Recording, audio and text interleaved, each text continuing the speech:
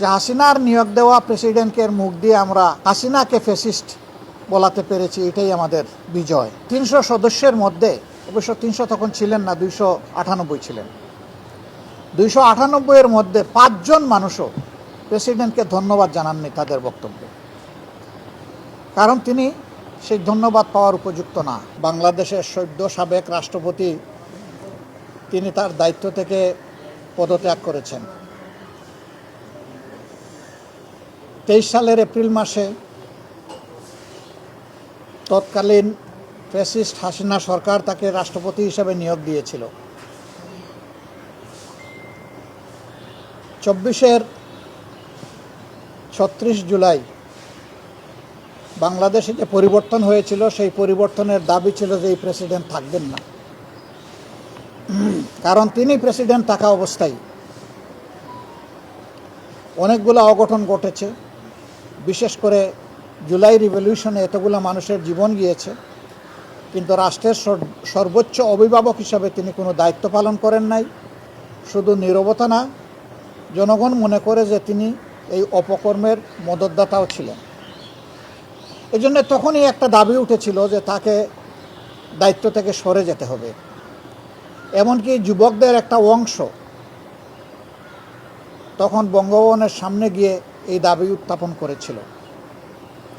যদিও ওই অংশের এই পদক্ষেপের সাথে আমরা সরাসরি ছিলাম না। এরপরে আপনারা জানেন যে 5 আগস্ট রাষ্ট্রপতি ভবনে যে মিটিংটা হয়েছিল, 3 বাহিনীর প্রধান ছিলেন, রাজনৈতিক দলের সম্মানিত নেতৃবৃন্দ ছিলেন, আমরা ছিলাম। সবগুলা দল না থাকলেও বেশ কয়েকটি গুরুত্বপূর্ণ দলের নেতৃবৃন্দ ছিলেন এবং সিভিল সোসাইটিরও 2-1 মেম্বার ছিলেন। সেদিনকার আলাপ আলোচনায় অনেকগুলা গুরুত্বপূর্ণ পরামর্শ দেওয়া হয়েছিল। সেই পরামর্শের আলোকেই মধ্যরাতে তিনি জাতির উদ্দেশ্যে একটা ভাষণ দিয়েছিলেন। এই ভাষণে স্পষ্টতই বলেছিলেন শেখ হাসিনা তার কাছে পদত্যাগপত্র জমা দিয়েছেন এবং তিনি তা গ্রহণ করেছেন, মঞ্জুর করেছেন। কিন্তু আমরা অবাক হলাম। পরবর্তী বৎসর অর্থাৎ 25 সালের প্রথম ভাগে একটি জাতীয় দৈনিকের একজন সম্পাদকের সাথে তিনি কথা বলতে গিয়ে, সাক্ষাৎকার দিতে গিয়ে তিনি পুরো বিষয়টাকে অস্বীকার করলেন। পুরো উল্টা একটা ন্যারেটিভ তিনি নিয়ে আসলেন। তিনি বললেন যে তিনি কোনো পদত্যাগপত্র দেখেনি নাই। তাহলে সেদিন বাংলাদেশের 12 কোটি মানুষের সামনে তিনি যে বক্তব্যটা দিলেন, সেখানে তিনি মিথ্যাচার করেছেন। অথবা সেদিন যদি তিনি সঠিক বলে থাকেন, তাইলে পত্রিকার সাথে যখন তিনি ইন্টারভিউ দিতে গিয়েছেন তখন তিনি মিথ্যাচার করেছেন।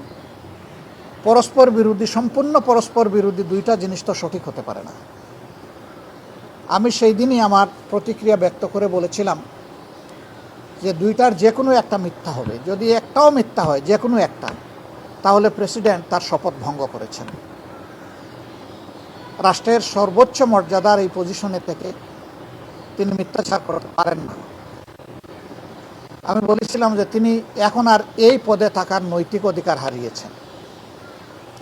আমি বলেছিলাম তার জন্য উত্তম হবে নিজ থেকে সরে যাওয়া। তিনি যাননি।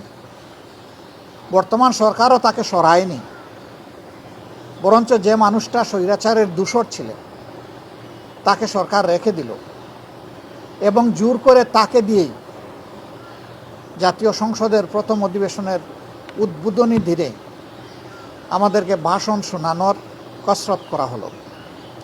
আমরা বিরোধী দল তার প্রতিবাদ করলাম। আমরা বললাম যে এমন কাউকে সংসদে ভাষণ দেওয়া ব্যবস্থা করা উচিত হবে না যিনি স্বৈরাচারের দূষর ছিলেন, যিনি গণহত্যার সাক্ষী নন, সহযোগী ছিলেন। কিন্তু সরকারি দল তাই করল। আমরা সংসদ থেকে ওয়াকআউট করলাম। আমরা ওয়াকআউট করে বের হয়ে আসলাম। তারা শুনলেন।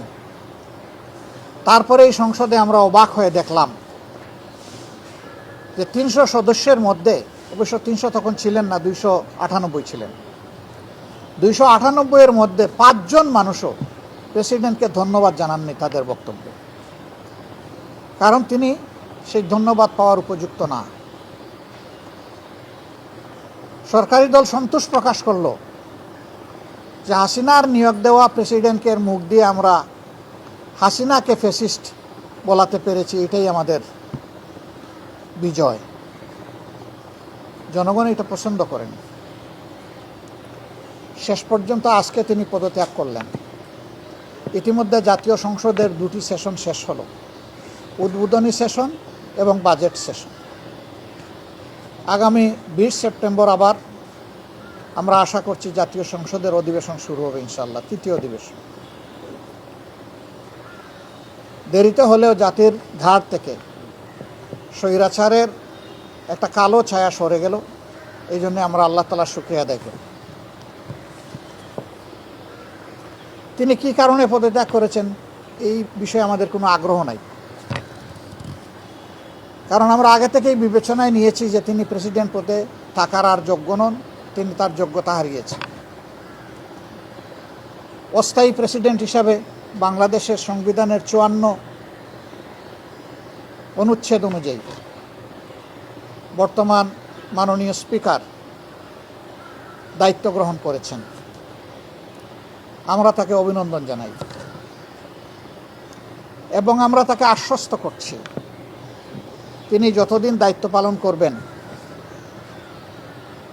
আশা করব যে তিনি ন্যায়নিষ্ঠভাবে এই দায়িত্ব পালন করবেন, নির্মোহভাবে দায়িত্ব পালন করবেন।